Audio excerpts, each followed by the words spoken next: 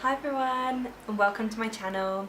Today I'm just going to be doing a really quick chatty tutorial on this makeup look, which is just really natural, just a few products, just what I've been wearing most days for an Australian summer, which is very warm. So I'm just natural makeup, natural hair.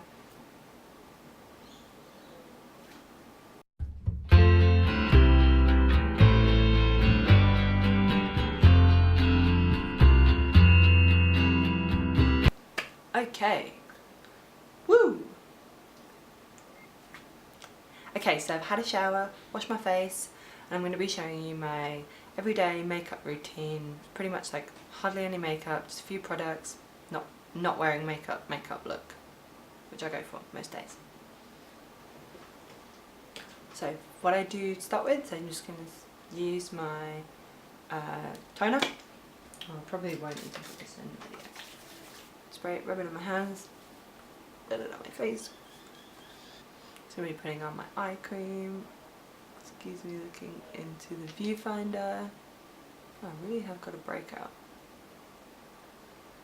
This will just hydrate my under eye for when I put on all the concealer to cover up those bags living under my eyes. Just got my moisturiser, which has sun cream in it, because I might, even though it's a bit cloudy today, I might be going outside. Let's just rub that in.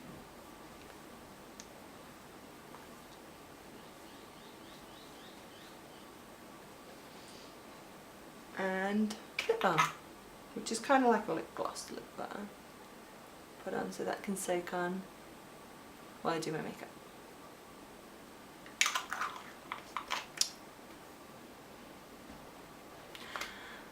Now I just have to wait for a few minutes just for my moisturiser to sink in. Oh, look at my hair, it's like a bird's nest.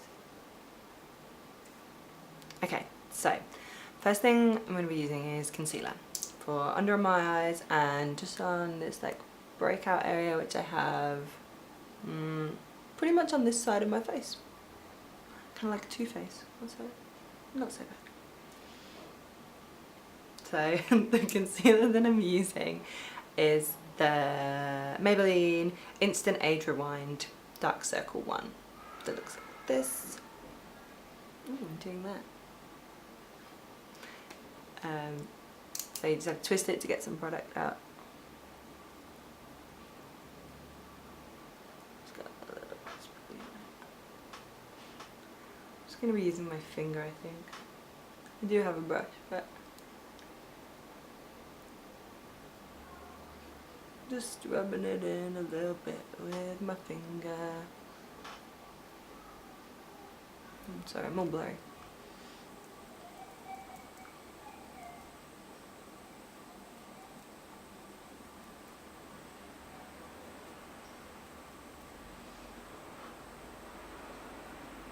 Does anyone else put on their concealer like this? Just kind of pat it on. Does it look great? I think it looks great. Then I've got the Real Techniques buffing brush. Just going in with that.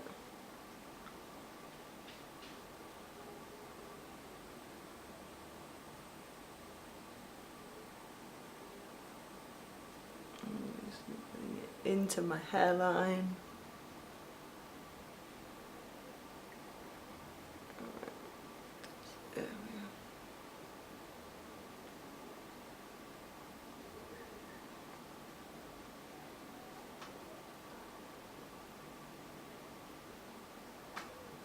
You may be thinking that I haven't really concealed this breakout area to the point where you can't see it anymore, and I tend to do that when I have a breakout. I'll cover it up as much as I think I would do, so it's kind of dulled it a little bit, but I'm not completely masking it and covering it in product so that it can't breathe. And that sometimes I find when you just put more and more concealer onto a spot or a breakout, it's just emphasizing it. You can just see the product on it. It's either gonna flake or just sit there on the top, and I really like that look. I used to do it a lot. Or in order to put concealer on that and then even out the skin tone, you have to put on a thick layer of foundation just to even everything out, and then your skin's just like sweating underneath all the makeup. Ugh.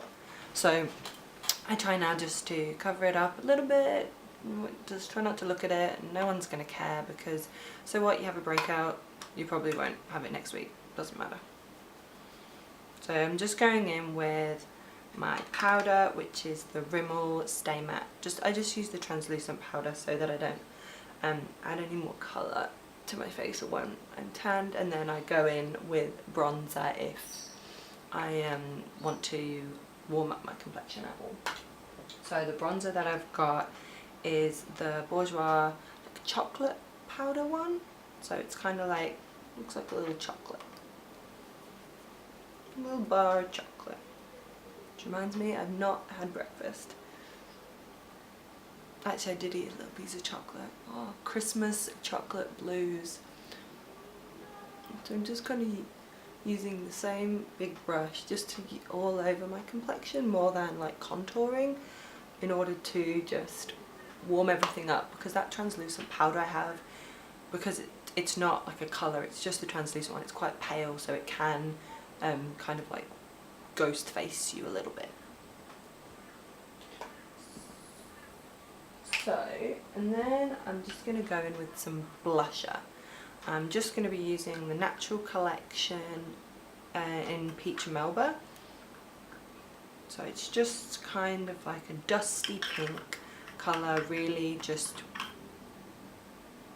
non-offensive colour, like it's not really pink or really red or anything, it's just a little bit of colour into your cheeks, so you're not just wiped out.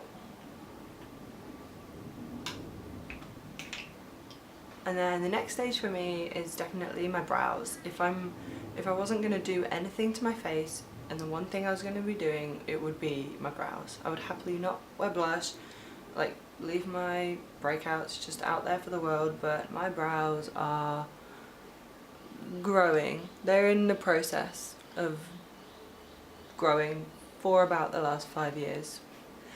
Yeah, probably about 5 years of growing them back out from destroying them when I was at university.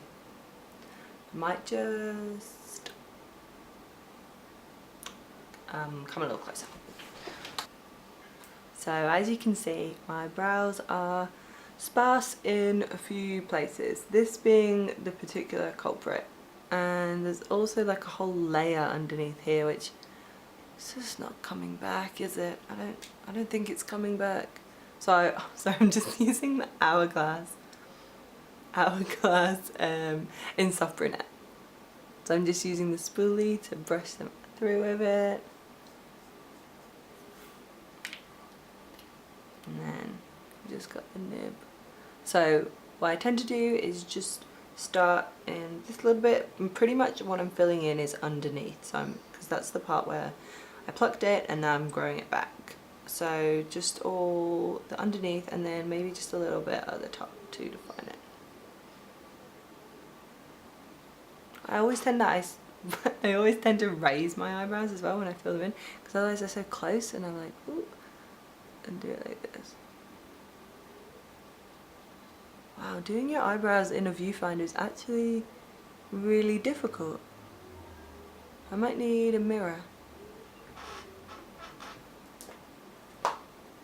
which I do not have. I'm just gonna keep trying. I'll try, see how it goes.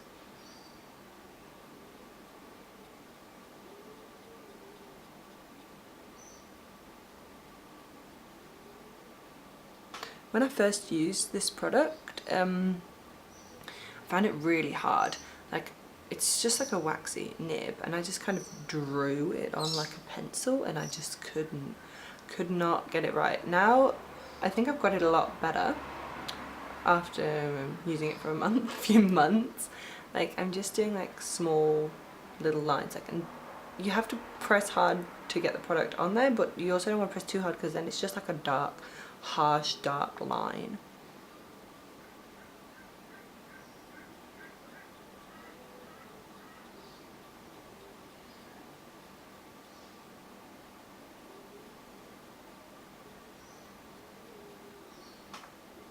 I love eyebrows. They're like my favourite thing. Something I can really appreciate. You know, when you see someone and they have good eyebrows, you're just like, yes, your eyebrows are winning at life right now. My eyebrows are not ever winning at life. If somebody ever compliments my eyebrows, like in real life, sometimes people will be like, oh, your eyebrows look nice. I'm like, you have no idea how much that means. And I have a friend as well who's a beautician, and she does eyebrows. Well, she has done eyebrows for a living before. And if she ever compliments my eyebrows, I know it's a true compliment.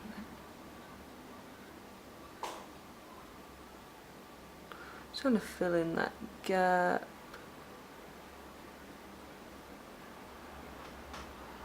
Wow, they look a bit mad, don't they? I really can't tell in this viewfinder. Okay, I'm just going... Okay, I'm a little bit closer. This might have to do, because I don't want to overdo it. Like, if my eyebrows have a patch, like they have a patch, it's not the end of the world. I never fill in this front bit at the top too much, because I feel like that makes it look really drawn on. I'm not trying to make them look drawn on, I'm just trying to fill in the gaps. So that's what I've gone for today. I feel like they actually look a lot darker and thicker than I would normally do them. I'm not sure if that's because I'm doing them in a viewfinder, maybe not the best focused way, but I'm going to go back in with the spoolie, and just, I find that if you just brush it out with the spoolie, then it like takes away some of the extra product as well. And you can like place the hairs where you actually need to fill in any gaps. If like me, you have eyebrow gaps. They don't look the same either, do they? Going in with my mascara, clay mascara, like eyebrow gel. It's looking really gross. It's just an MUA, cheap £1 one from the UK. You can get them at all types of places. And then the next step for me will be curling my eyelashes.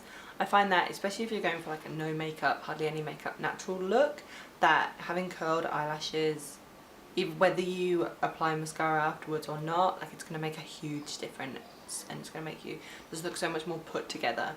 Even if you're not going to be wearing makeup, like maybe you're just going to need a little bit of concealer, like fill in your eyebrows a little bit and curl your eyelashes. Like I think that just looks great in like a lip gloss of some kind, or like a lip balm, making your lips look nice, skin just looking a bit evened out, just like your face but better. So I've just got these like just cheap eyelash curlers which I've had for years. Eyelash curlers are scary, aren't they? You ever see like a guy watching a girl curl her eyelashes? Like they look terrified. And one time when I was in like year 7 at school, a girl in my form like curled her eyelashes and like pulled all of her eyelashes off. It was really horrific for her. And that's always made me scared of eyelash curlers. I'm just going to go in with a little bit of mascara. The one I'm using is the No. 7 Extravagant Volume Mascara. It's got like one of those really small brushes, which I really like, because I really like the L'Oreal telescopic one with the tiny brush. I just find that you can just get it in when you're not going to be wearing a lot. You just want like a little brush, just get in there, get the job done, get out. So, and I actually end up taking off a lot of product because I don't even want that much. I really do suffer from like clumpy lash syndrome. No, that's not a syndrome. But I really do suffer with like eyelashes sticking together. I need to like go back in with a cotton bud to like separate everything out and wipe off all the excess. And I always get it on my eyelids. Like, you'll never see a winged eyeliner tutorial because I will never be able to do it. I can barely put on mascara without getting it like just all over my face. I've already poked myself in the eye.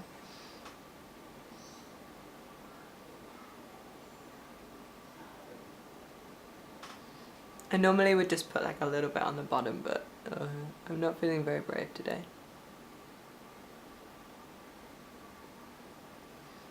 How clumpy is that? Really clumpy?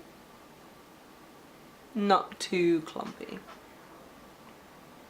I'm just gonna go back in with like a little bit of powder, because even just sitting here in my room in summer, I am sweating already.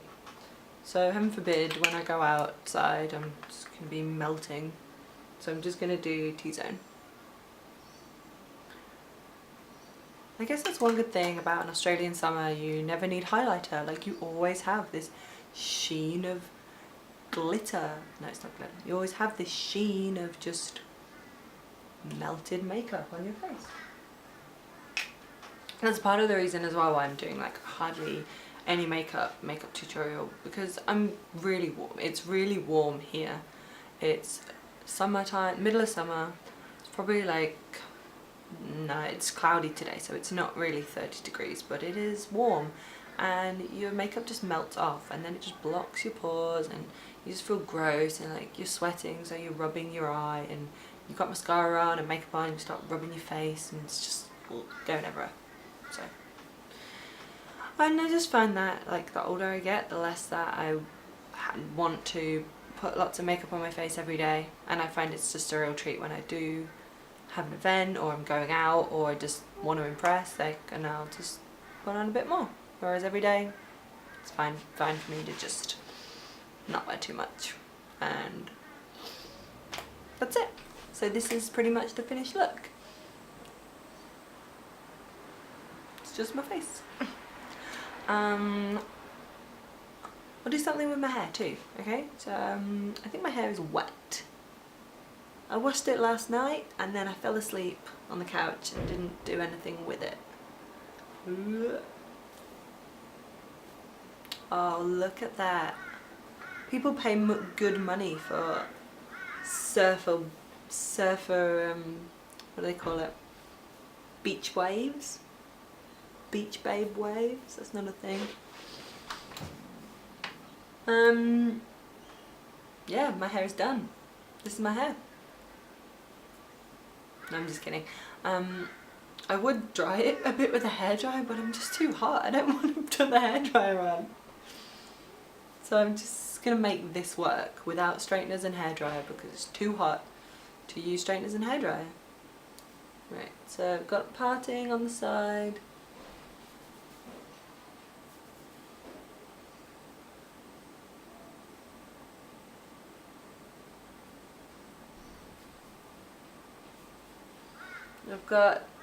I got some good waves going on, but they don't start till about down here. Maybe I just like try and like calm it down a little bit.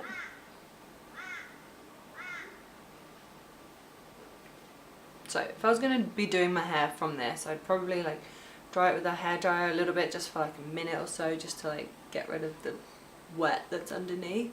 And then I would use my straighteners just to straighten like this bump. I would leave all of this, I'd leave all the waviness, because what I found, the older I get, like my hair's wavy naturally. It's naturally not quite curly, not quite straight, it's just kind of this, which is great. I love it. Like when I was younger, I just used to straighten my hair every single day. I would always have straightened hair, which was great. I loved it, but it's really bad for your hair, and it's not very good for your self-esteem when your hair is one thing and you're trying to make it another thing. Like, it is what it is. This is how it is. So I've learned not to straighten my hair every day, and I can't in Australia because it's so hot.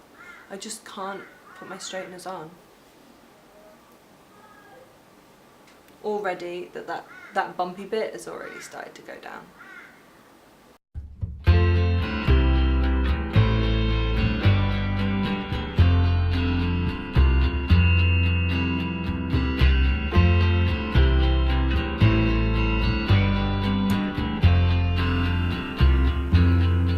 This is the finished look.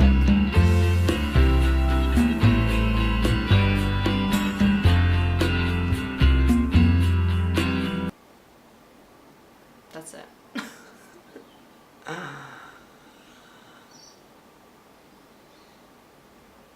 Thanks for watching to the end. If you enjoyed this video, then give it a thumbs up and subscribe to my channel, because 2015 is going to be the year that I finally get my act together, start doing videos. I've been talking about doing them for the last few years, and I really want to make a real push in 2015 to make videos. So I'm going to aim for a video a week. I'm not sure what that will be, whether it'll be tutorials or fashions or just slight beauty, slight fashion, food, vlogs, and I'm not making any promises to length, 10 minutes, 2 minutes. I just want there to be something, because for so long I've just been putting it off. I don't have a good camera, I don't have the time, I don't have the equipment, I don't know how to edit, I don't know how to do this, and I've just realised that I'd rather just start putting something out there and just learn as I go and get better as I go, rather than wait until I'm ready, because the thing is that you'll never actually be ready. You just will wait forever and then wish as soon as you start doing it, you'll think why didn't I start doing this a week ago, a year ago, 10 years ago? Oh, I've wasted all my time and I didn't do it. So I'm doing it, and it is just going to be what it is for the moment. My editing and everything and video quality will get better as I learn, and yeah, that's it. It is what it is. So I'm doing it, and I'm just going to do it with confidence and a smile on my face. So that's what it is. Thanks for sticking around.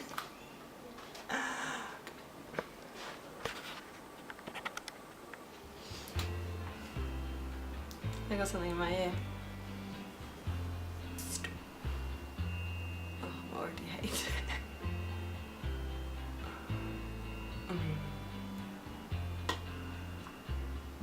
Maybe I should have my makeup in here with me. I'm really slouchy.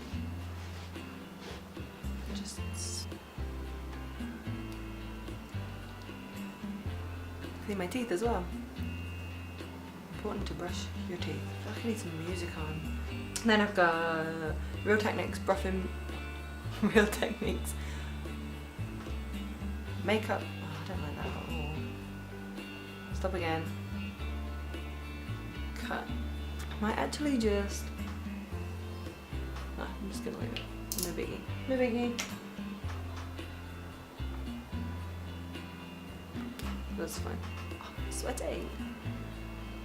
Okay, and then also what I find to be a really important stage, especially when you're going for no makeup look, is curling your eyebrows. Oh no, curling your eyebrows. Okay, start again. So I think I look great, just like this. Am I in focus? Okay. Oh, I'm sweating. So I'm just going to go in with a little bit of mascara. Normally on a day-to-day basis I wouldn't wear mascara every day. That doesn't make sense. Okay. I'm sweating. It's too hot already. I feel like the camera is emitting heat. Heat.